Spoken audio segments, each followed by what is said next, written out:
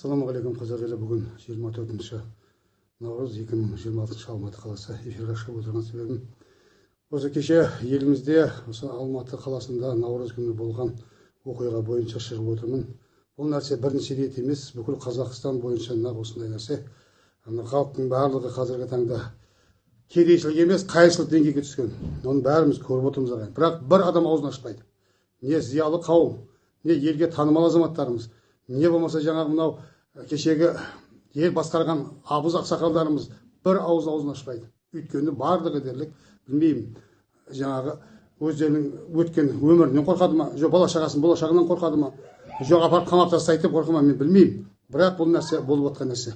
Көріп отырсыздар, бүкіл Қазақстан бойынша, осы Алматы қаласында да, Астана қаласында, Шымкент қаласында да бүкіл дерлік осындай сауда орындарының жаңағы көкөніс сататын жерлерді, бургер, самса, жаңағы донер, шашлык сататын жерлердің барлығы дерлік өзге ұлт өкілдері, өзге елдің азаматтары.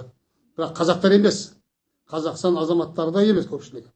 Міне, мұны видеомызды көріп алайық.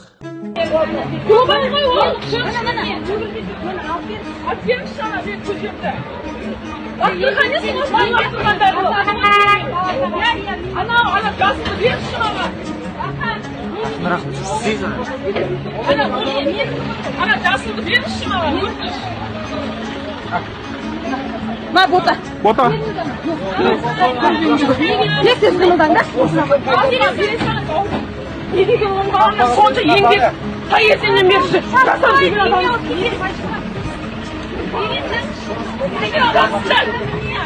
Жалғыз деп тұрмын ғой мен.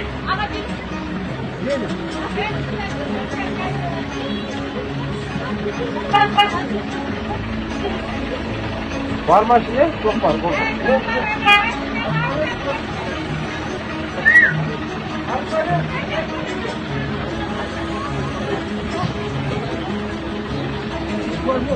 Hop.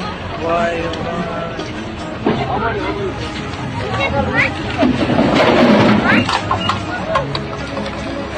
Алатау қаласында барлық инвесторларға, оның ішінде шетелдік инвесторларға да жер учаскалары тек осы нақты инвестициялық жобаларды іске асыру үшін және бизнес лицензия үшін жер учаскелер жалға немесе басқа түрінде берілетін болады. Одан кейін мына видеода көріп отырсыздар ағайындар. Мына осы әйелдер көже сатып тұр көшеде. Осылар жетіскені сатпаған шығар. Адам көшеге бір нәрсе сату үшін де адамды ұялатын ғой қазақ. Енді ұят барған, қазір енді осы мәжбүрмен шығып отқан азаматтар мына көріп отырсыздар. Полиция қызметкерлерін қазіргі таңда көріп отырсыздар. Барлық құзыретті, барлық жаңа билікті полицияға беріп қойды қазір. Полицияның астында қазір машина. Әкесі, ата-бабасы мінбеген жаңа машинаға мініп алған. Астындағы бензин тегін, машина тегін, үстіндегі киім тегін, ауқат тегін. Енді бұна полиция тигенге тиіп, қазақша ол сөзде айтса, тимегенге сідік шашады. Осындай дәрежеге жетті қазір. Көшеде тоқтасаңыз, шауып беріп артыңнан келіп штраф салады. Бұны мына тоқтаймы, жоқ осылай кете беремін, құрметті президент мырза. Мына ішкі істер министрі әбден барлығының полиция қызметкерлері қазіргі таңда ашықпады, құнығып кетті. Құнығып, мына көшеде тұрған әйелімнің атынан машина бар еді. Сол машинада бүгін артып алып кетіп отыр полиция қызметкерлері. Ешқандай құжат көрсетпеген, ешқандай басқа жоқ. Бір жаңағы мемлекет тарапынан жаңағы бесқозын машинада алып кетіп отыр. Бұған не айтуға болады? Міне көріп отырсыздар. Мына екінші видеомызда көріп отырсыздар ағайындар. Қазіргі таңда мынау Алатау сейді. Кеше мынау референдумда мына атазаң қабылданды. 87-де пәленбай процент адам дауыс беріпті, 9 миллион адам. Мына Нұрлан Әбдіров қайтар едім. Мен оны Түркістанда кездескен едім. Тағы да жолықсам айтар едім. Құдайдан қорықсаңдар қайтесіңдер. Құдайдан қорқып пендеден ұялсаңдар қайтеді. 60% десеңдер де халық сенеді ау. 87-де пәленбай процент деп Құдайдан қорықсаңыз 9 миллион халық барды ма екен? Мен сол Алматы қаласында тұрамын. Айнабұлақта бір адам барған жоқ. Мен қоңсы қолағым, бала шағам, біздің үйімізде 7 адам бару керек еді. Бір адам барған жоқпыз. Дауыс беруге. Міне Алатау Ситиға келіп, жаңа не дейді? Статус берілейін деп тұр. Инвестормын деп $100 әкесі де $200 инвестормын деп кесе Қытайы бар, басқасы бар, орысы бар, жаңа ағылшыны бар, америкалығы бар. Барлығына жаңағы не дейді? Жер учаскелерін берейін деп тұр. Подвизис учаскелер берейін деп тұр. Ал бізге ше, мына қатындарға берсе болмай ма? Маған берсе болмай ма? Мен 90-шымын. Осы 2007 жылдан бері Алматы қаласының тұрғынымын. Әйелім алтын алқа егері. Бір сотық жеріміз жоқ. Сонда батпан құйрық, айдалада неғып жатқан құйрық деген. Сонда сендер бұның бәрін кімден тарқатып жатсыңдар? Мына Алатау Сити деген қала кім үшін салынып жатыр? Не үшін, не мақсатта салынып жатыр?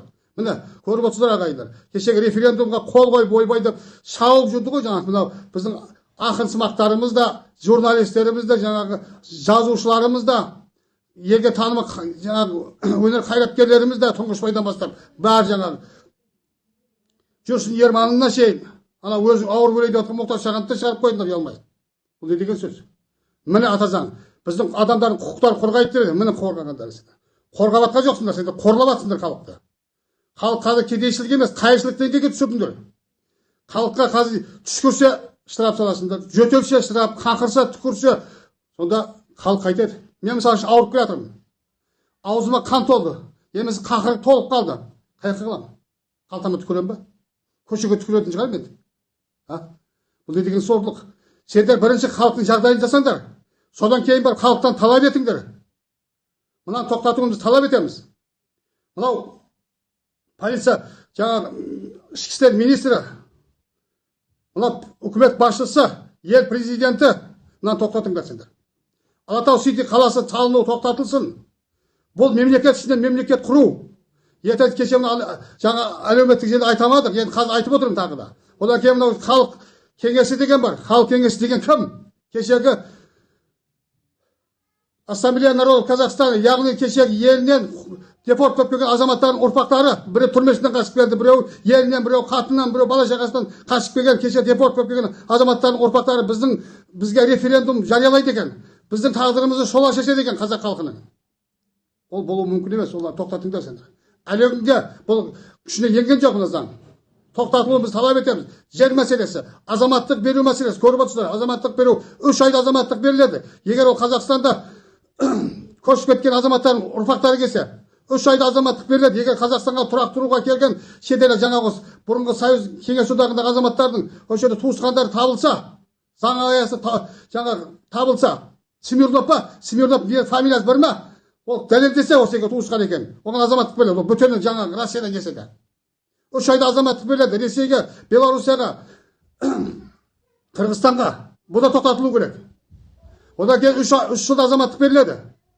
Қазақстанның қызымен бе, еркегімен бе некеде тұрса, қазіргі таңда кеше мына визасыз кіру режимі енгізілді 2024 жылы. Содан бері қазіргі таңда мен Алтынорда Құдайдың түгілі барам. Сол жерде жылдап жүрген қытайларды көремін. Солар біреу қазақтың қызымен бе, қатынымен бе некеге тұрып алып, азаматтық алу өте оңай бізде. 5 жылда азаматтық беріледі. Ол тұрақты Қазақстанда тұрса, мына тоқтатылсын. Бассыздық тоқтатылсын. Халыққа жағдай жасалсын.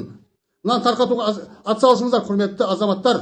Бұл тек қана мен үшін ғана керек емес. Мен 90-шымын. Осы мемлекетті құруға атсалысқан азаматтың бірімін осы егемендікке.